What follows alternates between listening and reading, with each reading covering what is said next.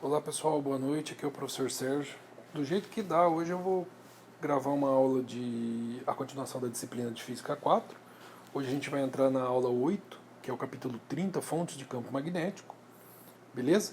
Eu peço desculpa um pouquinho porque eu vou falar um pouco devagar, mas eu acho que vai dar para entender. Então beleza.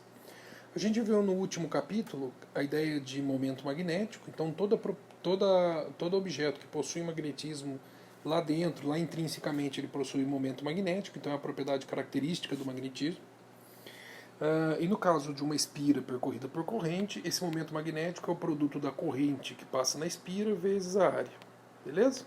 Vezes o número de espira também, mas como é uma espira única, eu vou colocar n igual a 1. Então imagina que eu tenho uma espira circular ali, percorrido por uma corrente naquele sentido.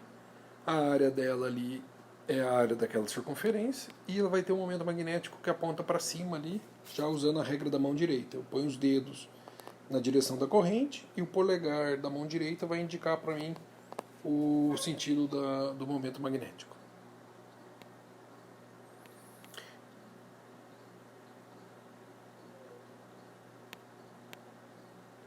Então, mas isso serve muito bem, isso funcionou para a gente lá, a ideia de momento magnético para a percolação de corrente, mas a pergunta é, será que isso aqui ajuda a explicar da onde um ímã traz seu magnetismo?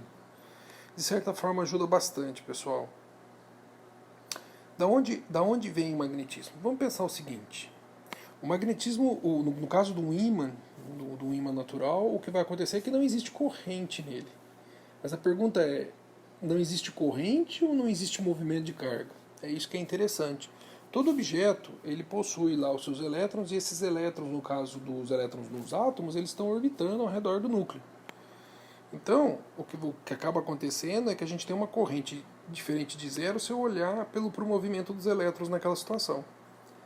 Então, se a gente pegar o átomo de hidrogênio, eu vou pegar o modelo simples, tá? O modelo de Rutherford. Imagina que eu tenho aquele elétron ali que está orbitando ao redor do núcleo, com uma velocidade v. O núcleozinho é o prótonzinho que eu marquei lá. Professor, por que você pegou o átomo de hidrogênio? Porque o átomo de hidrogênio é mais simples, é mais fácil de desenhar, beleza? Então tá ali o átomo de hidrogênio. Ele tem um próton e um elétron, ele está orbitando ali, beleza? Tem um raio que eu vou chamar de Ra, raio atômico. Concorda comigo que eu posso escrever aquela velocidade, o módulo daquela velocidade tangencial, como sendo a razão da distância que ele percorre por unidade de tempo?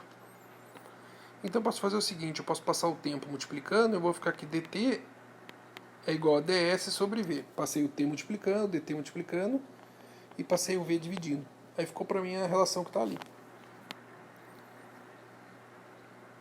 Para uma volta completa, eu posso dizer que esse dt, esse ΔT, é o período orbital desse elétron, o tempo que ele leva para completar essa volta. A distância percorrida no caso dessa volta completa é o quê? 2π vezes o raio atômico, o perímetro daquela circunferência. O perímetro da órbita, aliás. Então eu posso escrever o seguinte, que o período, ΔT, é 2πr dividido pela velocidade. Como que eu posso escrever a corrente? Corrente a gente não viu que corrente pode ser escrito como ΔQ por ΔT. Então, no caso da corrente causada pelo movimento orbital do elétron, no átomo de hidrogênio, a gente pode escrever o seguinte. Então, que carga que está orbitando o núcleo? Não é o elétron. Então, eu escrevi no lugar de ΔQ o elétron. No lugar de ΔT, eu vou colocar aquilo ali. Ó. ΔT é ΔS sobre V, ou seja, 2π o perímetro dividido pela velocidade. Divisor do divisor sobe para o multiplicador. Então, fica para mim que a corrente decorrente desse movimento orbital é a carga eletrônica vezes a velocidade dividido por 2π vezes o raio atômico. Beleza? Então perceba que de fato existe uma corrente que percola, que se origina no movimento do elétron. Então o que vai acontecer é o seguinte, essa corrente ela vai gerar o quê? Como resultado importante, essa corrente vai gerar um momento magnético. Então existe um momento magnético atômico decorrente da órbita, que a gente chama de momento magnético orbital, e a gente escreve esse momento magnético orbital como sendo o quê?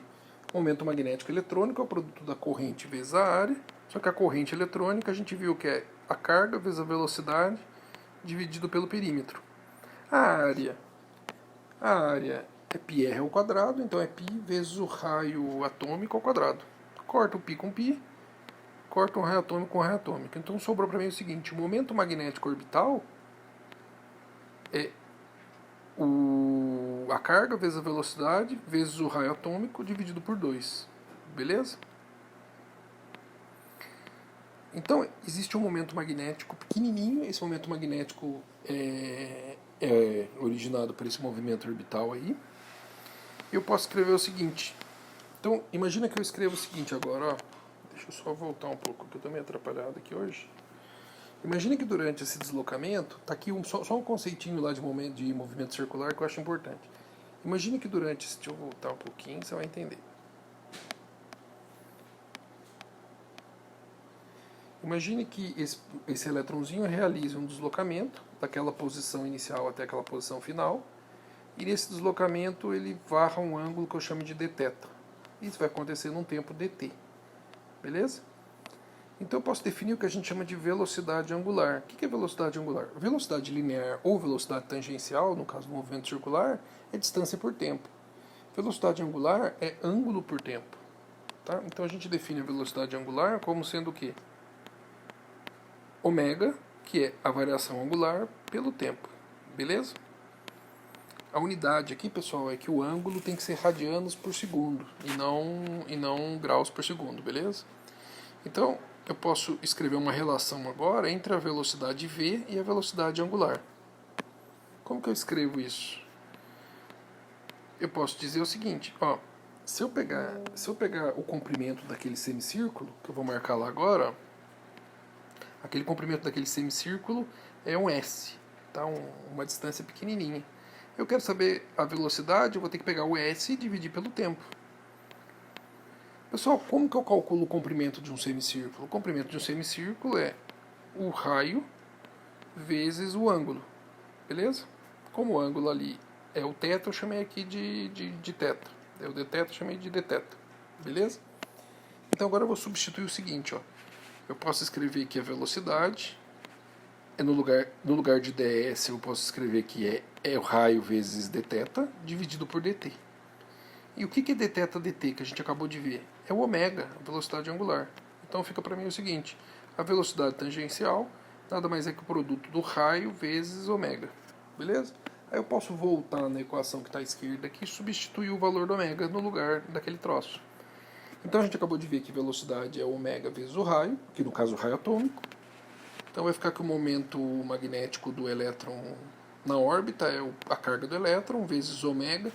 Vai ficar raio atômico vezes raio atômico, então raio atômico ao quadrado dividido por 2.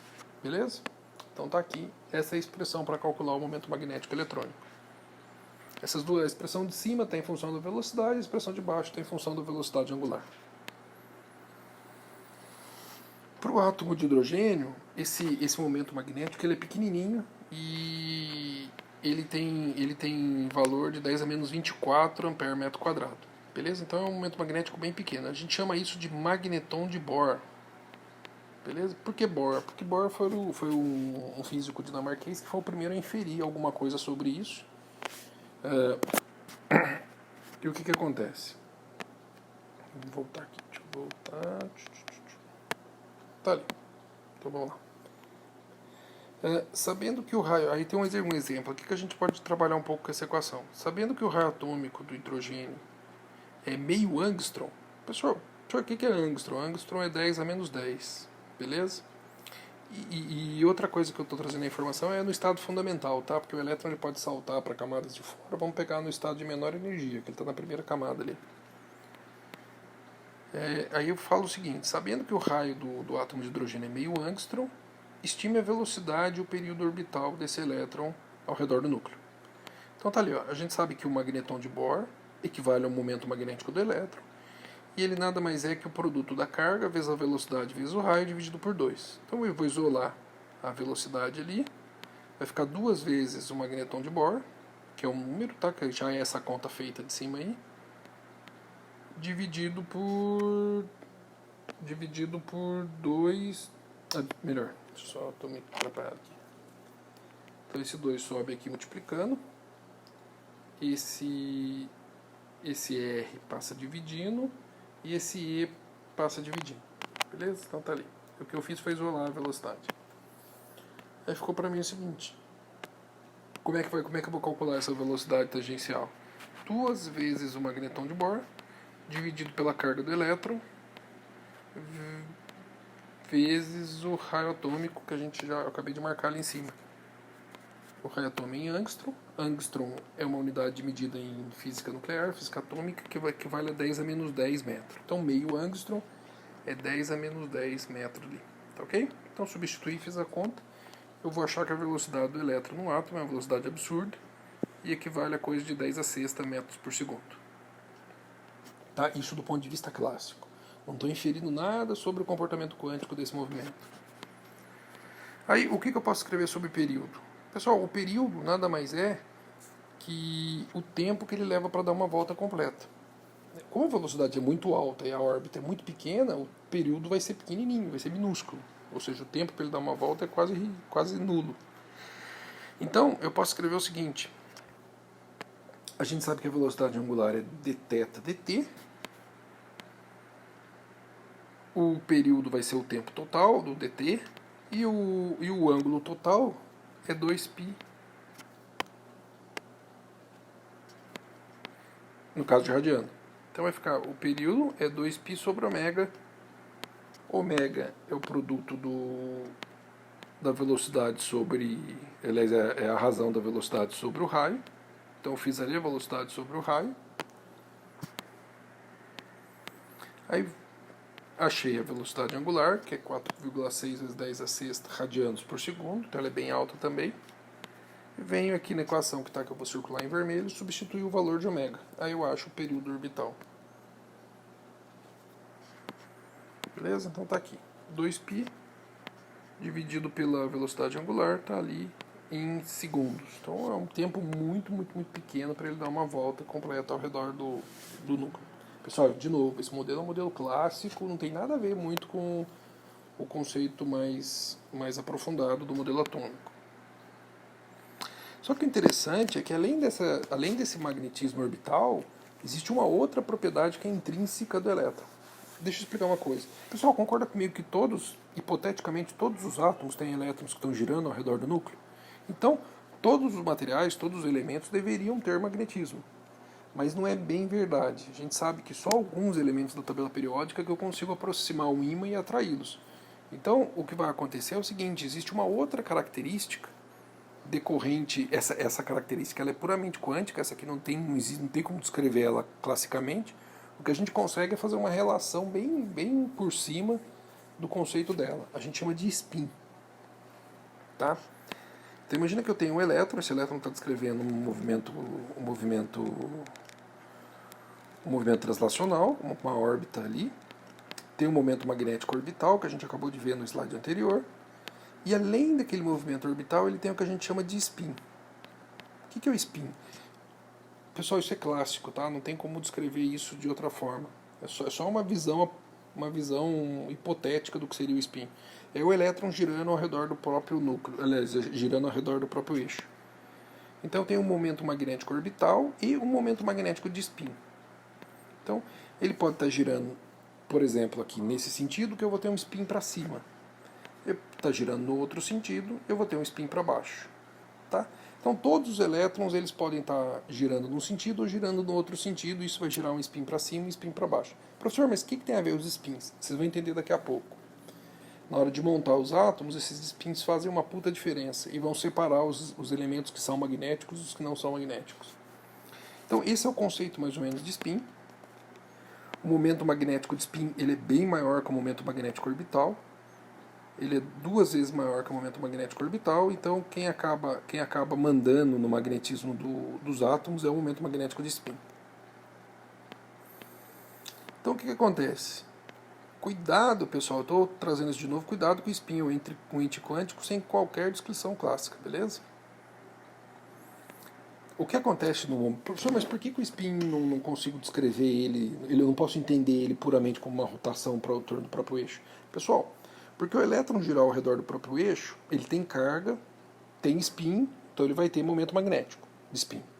O próton tem carga, está girando ao redor do próprio eixo, vai ter momento magnético de spin. Agora explica para mim como o nêutron, que é neutro, tem spin e tem momento magnético se não tem carga. Beleza? Percebe que o spin é mais complexo que puramente uma rotação ao redor do próprio eixo. Tá? Ele não tem uma descrição clássica, não dá para você enxergar o spin como sendo um movimento rotacional apenas próprio do elétron, ou próprio do próton, ou próprio do nêutron. Tá? Uma estrela de nêutrons é uma estrela que tem um campo magnético gigantesco. Mas como é que você vai explicar isso se o nêutron não tem carga e o nêutron não tem, o nêutron não tem carga, tem spin, tem momento magnético de spin e tem momento magnético translacional? É um pouquinho mais complicado, é difícil descrever isso através da física clássica. Então vamos direto ao que interessa. Então o momento magnético de um átomo vai depender do momento magnético orbital, que é aquele clássico, dá para eu enxergar ali, mais o momento magnético de spin. Então o spin é que domina. Então a gente pode ir agora para os átomos e ver como é que fica o momento magnético, como fica o magnetismo para esses caras. Então vamos imaginar o seguinte, ó. Esse aqui é chamado regra de Hund, você deve ter visto isso em química, tá? Então a origem do magnetismo passa basicamente por isso. Então a origem, a gente sabe que lá da oitava série, que a gente chama de camadas, então tem a camada K, L, M, N, assim por diante, cada uma comporta uma certa quantidade de elétrons, 8, 18, isso lá na oitava série. Aí vocês foram para o colegial e viram que na verdade essas camadas não existem, o que existem são níveis de energia, beleza? Então o primeiro nível de energia é os átomos, os elétrons que estão mais ligados ao núcleo, ocupam o orbital S. Então tá ali, ó, o S, o orbital 1s. 1s, perceba que o índice 2 ali, o que tá como expoente naquele S, é o que representa o número de elétrons que eu posso colocar nesse aí. 2 elétrons. Então o hélio está completo com 2 elétrons no orbital S. Pessoal, do lado direito aqui eu tenho uma representação desses orbitais. Tá? Então o orbital S ele tem esse jeitão, o orbital P tem aquele jeitão, o D tem aquele jeitão, o F tem aquele jeitão. Então a camada L ela tem 2 subníveis, então dentro da camada L eu tenho o nível 2s, que comporta 2 elétrons, e o nível 2p, que comportam 6 elétrons. O que vai acontecer é o seguinte, aqueles 8 elétrons que cabem na camada L estão distribuídos aqui desse jeito. Primeiro o átomo vai encher o nível S, depois vai começar a encher o nível P. Aí segue ali as camadas e os outros orbitais. Vamos ficar no elemento mais simples aqui. Então tá ali, ó. Os elétrons que estão no S, presta atenção no que eu vou fazer ali, que talvez eu tenha vou tirar algumas dúvidas que estejam na cabeça de vocês. Os elétrons que estão no orbital S, não importa se é S1, se é S2, se é S3, eles estão distribuídos ali sobre a superfície de uma esfera. Então o átomo esférico, ele só funciona para os elétrons, na verdade eu só consigo enxergar esse formato dos átomos se eu olhar os elétrons que estão no S, que ele é esferossimétrico, está ali bonitinho, todos os elétrons estão mais ou menos naquela superfície ali, com probabilidade de ocupar aquela superfície. Agora os elétrons que estão no P, por exemplo a camada L, que já tem uma camada P, os elétrons não estão bonitinhos numa esfera, eles estão naquele negócio estranho ali. Então a superfície daquele troço ali, ó, deixa eu voltar para o S. Os elétrons estão ali em cima daquele S ali. No caso do P, os elétrons estão distribuídos em cima daquele troço ali. Então aquela bolinha que eu estou marcando é o núcleo, tá? Então o núcleo está ali, ó. Olha o D como é complexo. Beleza? Então perceba o seguinte, olha o F como é complexo. Não importa se é 4D, se é 5D, tá? O formato deles é o mesmo. Então os elétrons, os átomos vão ficando mais complexos. Ah, professor, mas então, e se um átomo tem várias camadas? Pessoal, é isso aí dentro disso aí. Então eu tenho um S dentro do P, dentro do D, e depois o F, se for um átomo grandão, por fora. Então isso é mais ou menos o jeito do átomo. Aquela bolinha bonita que você está acostumado a enxergar, eu espero que você já tenha deixado de lado. E você sabe que o átomo é mais complexo que aquela esferinha que a gente acabou considerando no slide anterior. Então como é que vai acontecer? Vamos pegar o alumínio. Aí talvez vocês consigam entender o que eu quero chegar. Então o alumínio ele tem número atômico 13. Como que a natureza constrói esse átomo de alumínio? Então ele vai pegar 13 prótons e pôr lá no núcleo. Ele vai pôr uns nêutronzinhos para o núcleo ficar estável. E agora ele vai pegar esses 13 elétrons e vai colocar na eletrosfera. Então primeiro ele vai preencher o orbital S de menor energia, 1s2, vão 2 elétrons ali. 2s2 vão 2 elétrons ali. no P vão 6, no 3S vão 2, e na hora de preencher o 3P, caberiam 6, mas ele só tem um elétron, então fica um elétron no 3P. Beleza? Então, como que a natureza preenche esses caras? Vamos lá, ó. Então tá ali, ó. 1S2, 2S2, 2P6, 3S2. 3P6. Vamos lá. Então, a gente sabe que no orbital 1S cabem 2 elétrons. Como que a natureza coloca esses elétrons? Ela vai pôr os elétrons com o spin oposto. Então, primeiro ela vai preencher os estados, vai preencher o orbital com um elétron com o spin para baixo. Seguidamente, ele vai preencher a vaga que sobrou com o spin para cima. Pessoal, perceba que eu tenho um spin para baixo e um spin para cima. Qual é o momento magnético resultante desse acoplamento? 0. Então a primeira camada 1S não tem momento magnético de spin. A camada 2S é a mesma coisa. Primeiro o spin para baixo, todos os estados com o spin para baixo, depois ela põe o spin para cima. Aí agora ela vai para o outro estado, para o orbital 2P6. Cabe 6 elétrons ali, então tem 3 janelinhas. Então primeiro, presta atenção, primeiro ela vai colocar os elétrons com spin para baixo. 3. Como são 6 elétrons ali, ele tem para colocar, então ele vai agora preencher os para cima. Resultante do momento magnético 0. No 3S também está completo, um para cima e um para baixo. Olha o 3P lá. Ó. O 3P6 caberiam 6 elétrons, mas ele só tem 1. Então ele vai sobrar um elétron com spin para cima. Então o S1 está completo, o 2S está completo, o 2P6 está completo, o 3S2 está completo, eles não têm magnetismo. E qual é o momento magnético resultante de spin do alumínio? Um momento magnético de spin. Beleza? Agora vamos pegar o caso do ferro. Agora você vai entender por que o ferro, o cobalto, o níquel, assim por diante, tem magnetismo. Então o ferro tem momento magnético, tem número atômico 26. Então eu vou preencher ali os orbitais, ó. 2. Então perceba que eu vou preenchendo aqui 2, cabe 2 ali, cabe 6 ali, cabe 2 ali, cabe 6 aqui, cabe 2. Na hora que eu chego no 3D, cabem 10 elétrons, mas ele só tem 6 elétrons para pôr. Tá? Então vamos preencher os orbitais aqui. Eu vou direto para os últimos, que é o que interessa. A gente sabe que os de baixo estão preenchidos, não tem momento magnético de spin, eu vou preencher os de cima. Então eu vou direto para o 3P6 e o 4S2, o 3D10.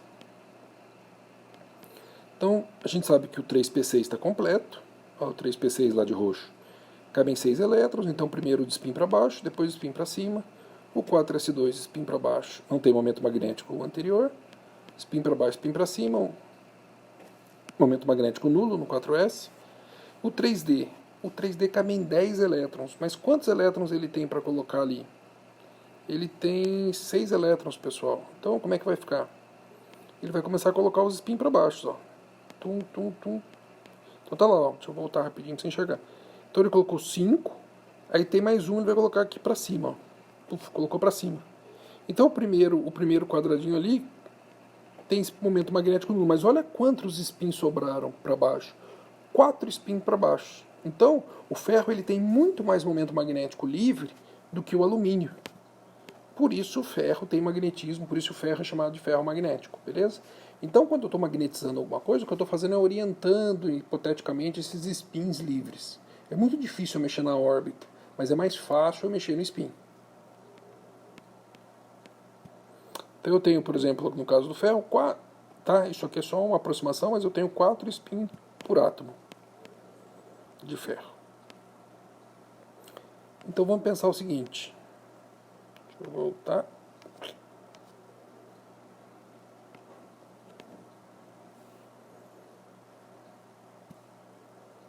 Momentos magnéticos e magnetização. Então imagina que eu pego os elementos. Eu tenho, no caso aqui, o magnésio. Magnésio não. Manganês. O manganês tem 5 spin por átomo.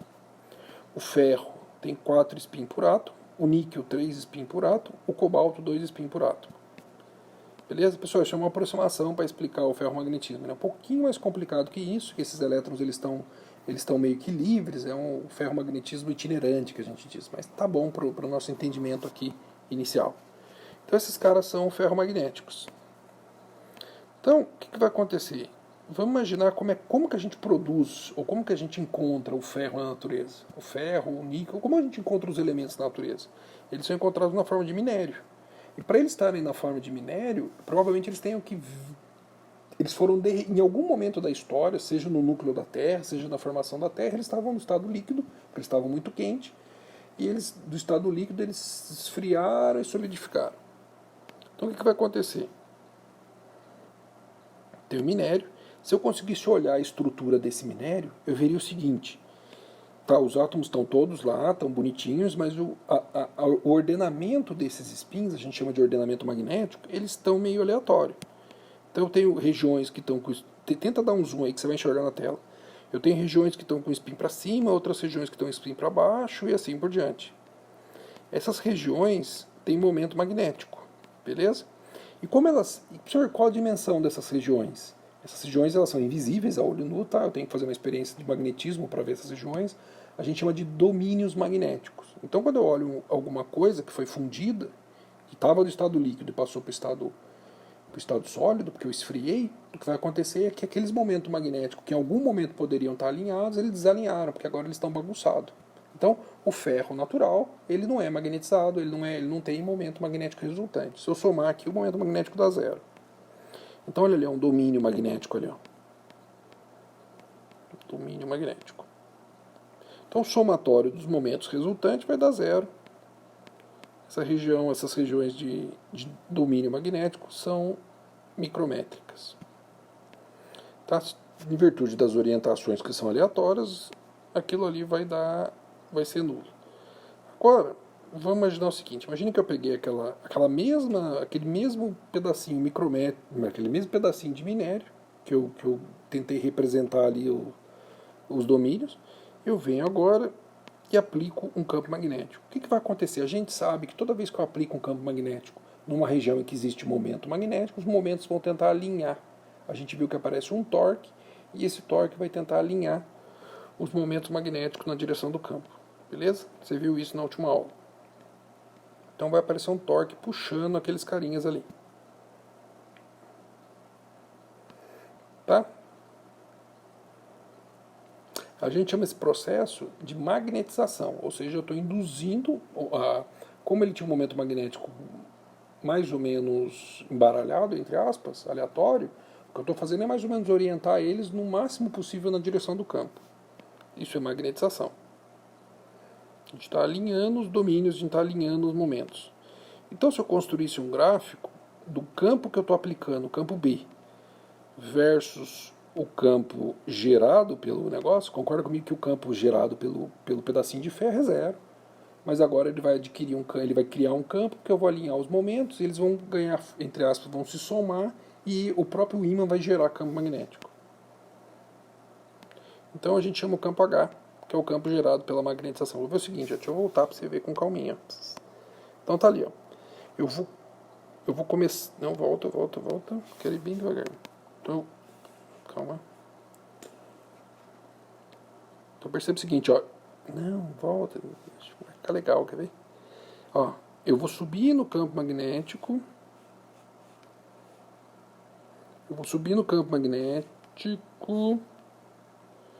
Aí a magnetização vai aumentando. Eu vou alinhando os momentos. Vai chegar um ponto que ele começa a saturar. Ó. Eu posso aumentar o campo magnético, mas o campo gerado dentro do ímã não aumenta. Então eu vou aumentando o campo, chega um ponto que a gente atinge a saturação. Depois daquele campo B que eu apliquei, eu não consigo alinhar mais os momentos. Beleza? Ou seja, eu já alinhei o máximo possível os momentos e ele não vai conseguir alinhar mais. A gente chama aquilo ali de magnetização de saturação. Tá? Essa magnetização de saturação ela vai ficar ali durante um tempo. Professor, por que durante um tempo? Porque eu ainda estou aplicando o campo. Agora eu vou tirar o campo externo, vou tirar o campo vermelho ali. O que vai acontecer?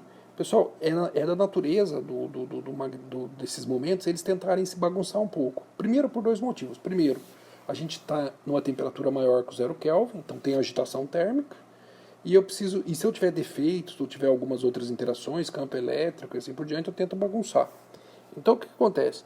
Esse momento magnético, essa magnetização de saturação, assim que eu desligar o campo aplicado, que eu tirar o ímã, o que eu usei para magnetizar de perto, ele vai voltar. Então, o meu ímã ele adquiriu um campo magnético máximo, que foi na saturação, mas agora ele volta. Assim que eu desligar, ele volta e fica ali com um valor que é um pouco menor que a saturação. A gente chama isso de magnetização de remanência. Foi o que sobrou no ímã, e é assim que o ímã adquire seu momento magnético. Beleza? Perceba o seguinte, isso depende muito da temperatura, pessoal. Em temperaturas mais altas, eu vou ter mais agitação térmica e é mais difícil alinhar, ou melhor, mais difícil ficar esse alinhamento de domínio em virtude dessa agitação. Então, olha ali, ó. Tá bagunçado os momentos. Eu vim aqui, apliquei um campo, eles vão mais ou menos se orientar. Eles vão mais ou menos se orientar dentro do possível. Tá? Então eu tenho ali agora os domínios ali agora estão mais ou menos orientados. Agora um domínio grande, dois domínios pequenos se acoplaram, virou um só. A mesma coisa aconteceu ali. Agora aquele monte pequenininho, eu tenho três grandes ali que mais ou menos estão alinhados com o campo. Aí o campo induzido, ou melhor, o campo em virtude do alinhamento, o campo gerado pelo ímã agora, se eu quiser calcular o campo total no ponto P, é a soma do campo que foi aplicado, sei lá qual for a origem, o campo vermelho, mais agora o campo gerado pelo próprio pedacinho de ferro. Tá? Então é a soma dos dois campos naquele ponto P. O campo aplicado mais o campo da magnetização de saturação, no caso do máximo lá. Agora, imagine que eu tirei o campo B. Então, tá lá, apliquei o campo B, deixa eu só mostrar para vocês. Então, vim, apliquei o campo B, alinhou parcialmente os momentos. Eu vim e tirei. O que vai acontecer quando eu tirar é que os momentos vão bagunçar um pouquinho. Agora o alinhamento não está tão bom quanto o alinhamento de cima. Então caiu um pouquinho. Então agora, como eu desliguei o campo magnético de fora, o campo magnético vermelho, sobrou só o campo do ímã. Então o campo do ponto P é só o campo de origem da magnetização. Beleza? Que é a magnetização de remanência. Pessoal, a magnetização ela é proporcional ao campo aplicado, então quanto maior for o campo aplicado, maior é a chance que eu tenho de alinhar os momentos, até que eu chegue, óbvio, à magnetização de saturação. Então eu posso escrever que o campo aplicado, como a magnetização é proporcional ao campo aplicado, eu posso tirar o símbolo de proporcional e pôr uma constante. Essa constante eu estou usando uma letra grega ali, que é chamada em física de susceptibilidade magnética. Tá? O quão suscetível é o material ao campo magnético que eu aplico. O interessante dessa constante é que o sinal dela vai me dizer se ele é ferromagnético, se ele é paramagnético ou se ele é diamagnético. Aí tem antiferromagnético, superdiamagnético, superparamagnético, mas aí já são outras coisas, antiferromagnetismo e assim por diante. Ferrimagnetismo.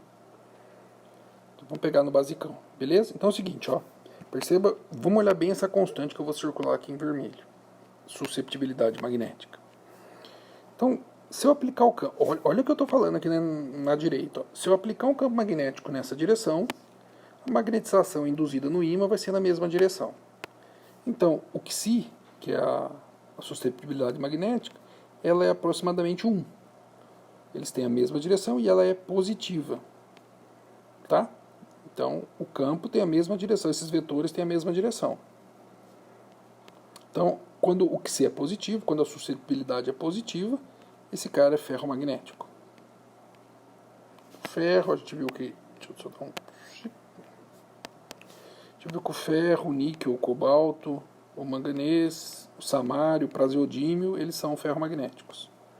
Agora, imagina, tem os outros caras na tabela periódica que eu aplico o campo magnético. Então está ali o campo magnético aplicado, ó, naquela direção. O que vai acontecer é que a magnetização neles aparece, mas é muito pequena. Então um vetorzinho ali. Tem a mesma direção, então o que se é positivo, mas ele é aproximadamente zero. Mas é positivo. A gente chama esses caras de paramagnéticos. Então o alumínio é paramagnético. Na verdade o alumínio não é paramagnético. Tá? Tirando o alumínio e os bons condutores metais praticamente. A maioria deles é grande parte da tabela periódica, grande parte dos elementos da sua vida são paramagnéticos. Você aplica um campo, ele gera um magnetismo, mas é tão pequeno que você não consegue ver.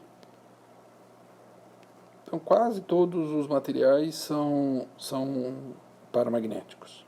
Agora sim, por que eu falei do alumínio e me arrependi? Pelo seguinte, ó. Eu lembro que eu medi o alumínio uma vez e ele é diamagnético. O que acontece? Existem uns caras que têm um comportamento meio estranho, mas é fácil de enxergar, a gente vai ver isso no próximo capítulo, que é a lei de Lenz. Imagine que eu aplique um campo magnético nessa direção. O que acontece é que à medida que esse campo vai entrando, vai penetrando dentro do material, vai penetrando dentro do elemento, esse elemento gera uma corrente, e essa corrente induzida gera um campo oposto. Então perceba o seguinte, ó, eu gero uma magnetização de fato, mas ela tem um sentido oposto ao campo magnético que eu aplico. É como se o elemento dissesse assim, eu não quero que entre magnetismo aqui dentro. A gente chama isso de diamagnetismo. Então a primeira coisa, o que se é pequenininho, a magnetização de diamagnético é pequena, mas ele é negativo, tá? É aproximadamente zero, mas é negativo. Então alguma coisa próxima a zero, mas para a escala negativa. Tá? Então, quem que é assim? O alumínio, o cobre, a platina, o ouro, todos eles são diamagnéticos e eles têm uma característica que é fundamental para qualquer diamagnético. Um diamagnético bom sempre vai ser um bom condutor. Ok? Então eu tenho uma relação agora da magnetização com a temperatura, vamos olhar cada um deles. Então avisou para mim, ó. Então a magnetização varia como com a temperatura? Então olha para mim, a gente chama isso de lei de Curie. Então, ó, presta atenção que tem nessa equação. A magnetização é proporcional ao inverso da temperatura. O que eu quero dizer isso? Se eu aumentar a temperatura, a chance de eu conseguir magnetizar alguma coisa cai. A gente falava em laboratório, pessoal, durante meu doutorado, durante o pós-doc, que assim, o magnetismo ele só aparece, ou ele aparece de forma mais evidente em baixa temperatura. Então todo laboratório que estuda magnetismo, ele vai estudar em temperaturas muito baixas, assim, sabe, nitrogênio líquido para baixo. Fica mais evidente as medidas de magnetismo. Então, dá uma olhada. Só vou lembrar uma coisa aqui, pessoal, o que está aqui em cima é uma constante, tá? Essa constante vai depender de um monte de característica do metal que eu estou tratando. Então, o que você percebe? Se eu construir um gráfico disso, eu vejo o seguinte, ó. Magnetização versus temperatura, vou colocar em Kelvin, que é a escala absoluta, eu vejo o seguinte, à medida que eu aumento a temperatura, a magnetização cai. Tá? Isso é para um elemento ferromagnético. Essa é a famosa lei de Curie. Se eu pegar um ferromagnético, o comportamento também é parecido, só que é um pouco diferente. Né? O que acontece? À medida que eu aumento a temperatura, a magnetização vai caindo, e o que acontece é que vai chegar numa certa temperatura em que esse ferromagnético começa a se comportar como um paramagnético. Ó, deixa eu colocar mais embaixo. Ó. Esse cara aqui é aproximadamente o que está ali em cima, na lei de Curie. Então, o que interessa para a gente, ou o que eu posso resumir, é o seguinte: todo ferromagnético vira um paramagnético acima de uma certa temperatura. Tá? E essa temperatura chama-se temperatura de Curie. Então, dá uma olhada. O que significa isso de forma simples, professor? Assim, o cobalto ele não é mais magnético acima de 1075 graus Celsius. O ferro não é mais magnético acima de 700. O níquel ele não é mais magnético acima de 360. Pra você ter uma ideia, o praseodímio, o neodímio, perto de 100 graus Celsius, ele não é mais magnético. Ele perde o magnetismo. Você magnetiza ele, se levantar a temperatura, você mata o magnetismo. Então, por exemplo, se eu pegar um ímã desses de alto-falante e esquentar ele bastante, perto de 600, 700 graus, ele perde o magnetismo e volta a ser normal. Aí, se eu quiser que ele adquira magnetismo, eu tenho que magnetizar de novo. Tá? Aí é fácil fazer relação, agitação térmica. O diamagnético também acontece a mesma coisa. O que vai acontecer? Então imagina que eu estou tentando enfiar um campo magnético num diamagnético, está ali uma plaquinha, por exemplo, de cobre. Eu estou enfiando um campo magnético externo, um campo aplicado, volta, professor. Um campo magnético aplicado. E à medida que esse campo magnético tenta entrar ali, vai aparecer uma corrente induzida, e essa corrente induzida vai gerar um campo magnético que é oposto. Tá? Um momento magnético é oposto. Então o momento no ponto P ali é a soma vetorial daquele cara que está para um lado mais o cara que está para o outro. Tá? Como o outro é pequeno, não vai ser praticamente zero. Então, o que acontece para mim? Deixa eu voltar aqui que ficou uma confusão. Ficou assim. A corrente induzida, ela é função do quê? Da temperatura. Então, aquela corrente induzida ali é a mesma corrente que acontece num fio percorrido por quando eu aplico uma DDP. Só que aqui a DDP é induzida pelo campo magnético. Então, ela é... Tá uma droga isso, cara. Que raiva. Então, ela é função do quê? Da resistência elétrica do fio. Como a gente sabe, a resistência elétrica do material condutor vai depender da temperatura. Então, o campo magnético induzido ali depende da corrente induzida, que depende da resistividade. Então, quanto maior for a resistividade, menor é a corrente induzida, que por sinal depende da temperatura. Se a temperatura aumenta, a resistividade aumenta e a corrente diminui e o campo induzido diminui. Beleza? Então, para todos os fenômenos desses três clássicos que a gente estudou, esses três eles diminuem com a aplicação com a elevação da temperatura. Tranquilo? Então, pessoal, era essa mais ou menos a introdução que eu queria dar. Aí a gente vai entrar no próximo capítulo, vai entrar no próximo tema, que é Lei de Biot-Savart, e vai falar um pouquinho agora sobre fios percorridos por corrente e como eles geram campo magnético agora. Tá? A gente não vai falar mais de momento, mas sim já o resultado macroscópico dele, que é o campo magnético gerado. Pessoal, espero que vocês tenham apreciado alguma coisa aí. Desculpa pela dificuldade em falar, mas tá tranquilo, gente. Um forte abraço.